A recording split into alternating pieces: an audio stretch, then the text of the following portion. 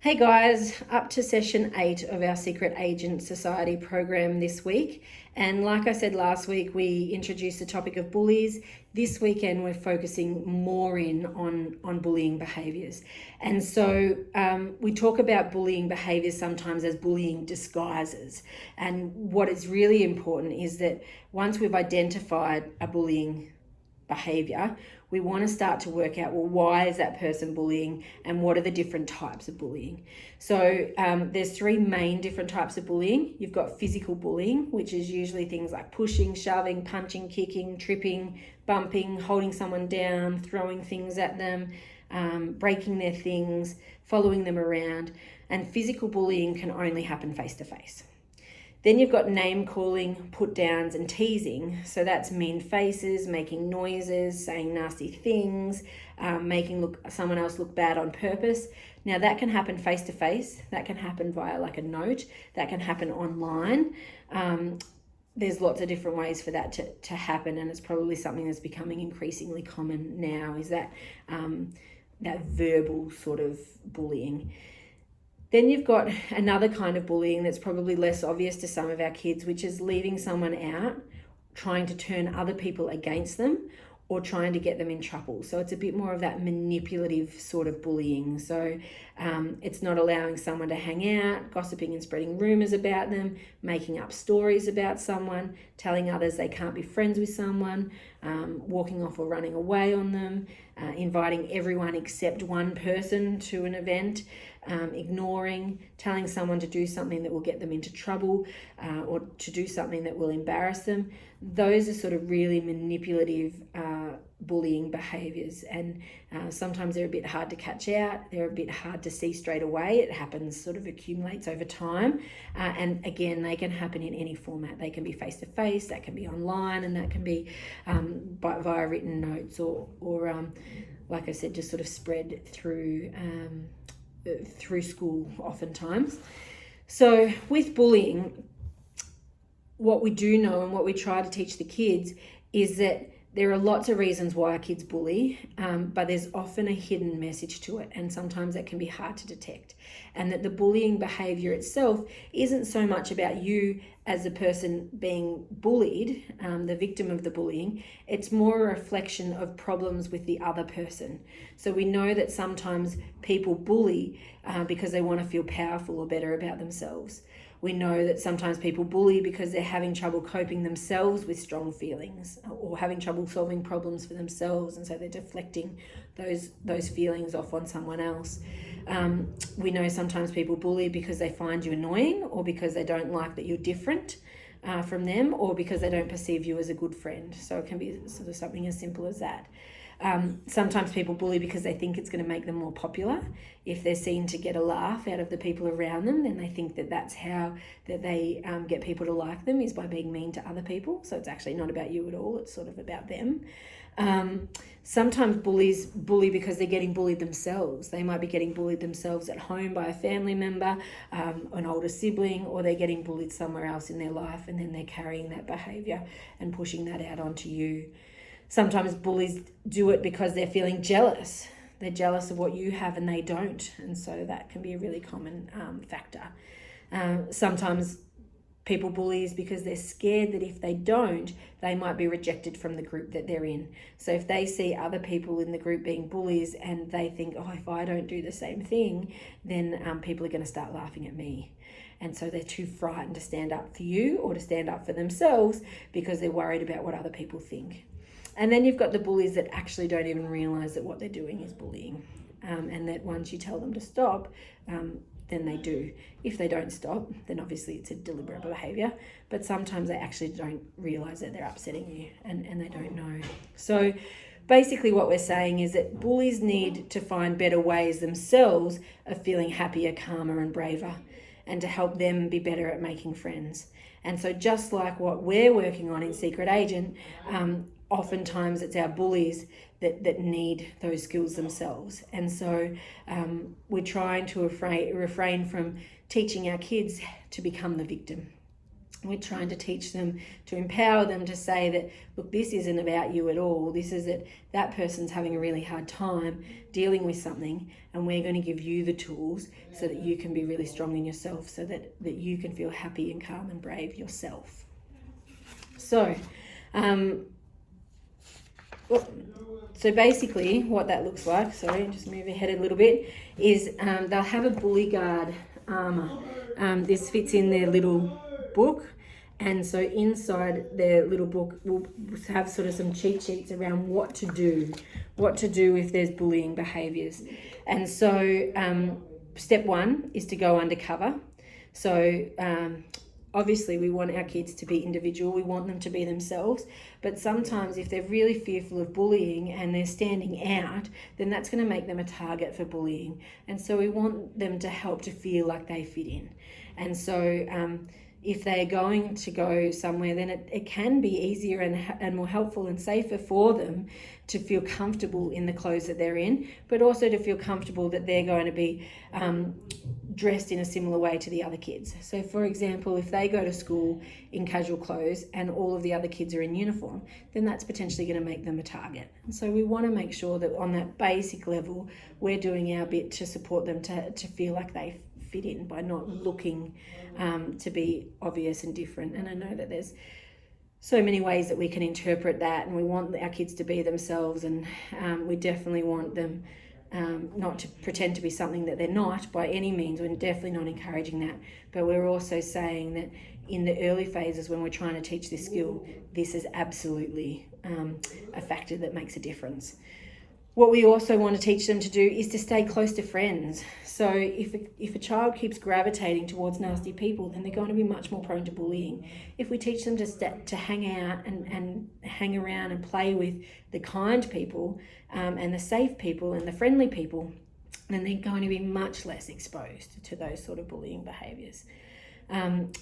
If a bully starts to hassle you, then we want to make sure that we're teaching them to use our relaxation gadgets. And so some of those relaxation gadgets include the deep breathing gadget, using the helpful thoughts.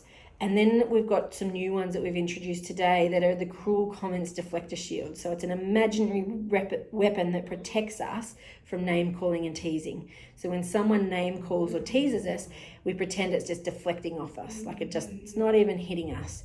And the way that we do that is by putting on a brave face mask. So when we put on a brave face mask, it means we don't show any emotions, because that's what the bullies want. The bullies want to see us showing our emotions. And so if we stay calm and we don't show any emotions, then they're not getting the feedback that they want. And so that way then it allows us to show no emotion and then to be able to walk away. So in terms of step 4, that's about having an enemy obstruction barrier. So trying to ignore the bullies and focus on something else. So if someone's sort of at you and say you're on a bus and you can't get away, then you might use the enemy obstruction barrier, which is ignoring the bullying behaviour and focusing on what you're going to do on the weekend, or just tuning out to that behaviour. And then one of the most powerful ones is step 5, which is probably my favourite because I feel like it's the most effective, is the clever comebacks. And this is something that you guys can practice at home. And I would love you to practice it in the car. I'd love you to practice it around the dinner table. The more you practice this, the more it's going to stick in their brain and be something they can actually use. But when someone says something mean to them, we want them to have some clever comebacks. And they can just be simple phrases like, really? Or, hey, take it easy. Or, yeah, and? Or it's like, seriously? Oh, sure. Just one sort of word, really simple phrases that you can say that are going to mean that the person's going to go, oh, that wasn't the response I expected, and then maybe go and do leave you alone. And so it just buys them some time, and it shows the bullies that actually the words that you're saying or the actions you're saying are not affecting me. And that can be really powerful, because bullies thrive on knowing that they're getting to you and knowing that the behavior is affecting you. And if you show them no emotion, and if you have a clever comeback like that, then it's certainly not going to have that big of an impact. So that is definitely something that I would love for you guys to reinforce with your kids and to give them some great clever comebacks. And then we talk about how if people are spreading rumours about you, and this is a good one for you to be aware of as a parent, and it's something that was certainly an eye-opener for me. But if people are spreading rumours about you, our first instinct is to say, well, why? Why are you saying that about me? That's not true. Why would you make up things? Or to go and try and correct the rumour. What actually can be the most effective for bullies is to laugh it off. So you don't have to say, yes, I did that, or no, I didn't do that. You don't have to defend yourself. You just can laugh it off and say, can you believe that people would even think that? And then just leave it at that, okay? Even if the rumor is true, you don't have to accept acknowledgement for that. It is a rumor, it is bullying behavior, it is not okay. And so the best method is to laugh it off and say, can you even believe that people would say that? Something as simple as that can be really effective. And then we also touch on how bullying online is a whole different ballgame, and the most important thing is to not reply. And so we want to make sure we teach our children how to let us know, and to encourage them to let us know, how we want to block the person online, how we want to collect the evidence by taking screenshots, saving or printing the messages, and how we need to go straight to an adult. Online bullying can be super dangerous, and we want to make sure that we nip it in the butt really quickly. And so that's where it comes to, there's some few more strategies around there about walking away, heading for cover, going to a safe place. But what we want to look to do is also collect evidence. And so there's this page in their books for if there is incidents of bullying where they can start to collect that evidence and share it with someone that they feel safe with, so that we make sure that we're helping them deal with, say, that bullying that's less obvious. So it might be something that is just a little thing that's happening every day, so we're collecting evidence, or it might be something that happened online. And so helping them to keep a record of that so that they can take that to an adult and get some help. So we also talk in the bullying section about how if someone is bullying or being mean, if you go straight to the teacher every time, then the bullying is likely to get worse. So we definitely want to help them learn how to deal with it themselves for a start. We want to make sure that yes, we're collecting evidence, that yes, we're not accepting it and we're moving away and getting ourselves out of that situation. But we don't necessarily want to go and dob every single time because that's not going to fix the situation. And that's going to probably fuel the bully's behaviour in the first place. And so learning how to stand up for ourselves is far more effective in actually making the bully go away more permanently. So after they've disengaged and headed for cover, then I've just lost my train of thought for a second. Then we want to reflect on what is being said. So it's often good to talk to an adult about what the bullies are saying, because sometimes what the bullies are saying are true, and that is hitting home, and that is why we're feeling so crappy about ourselves.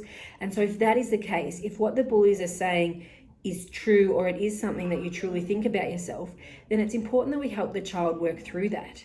And so it might mean, say, for example, if the bully is saying, oh my gosh, you're so crap at footy, you can't even catch, and that is true, then there's no point pretending that that's not true. And it's okay. It's okay to not be good at footy, and it's okay that to not be great at everything. So what we need to work out with the child is it something that you want to be great with? And if it is, awesome, let's go and do some practice.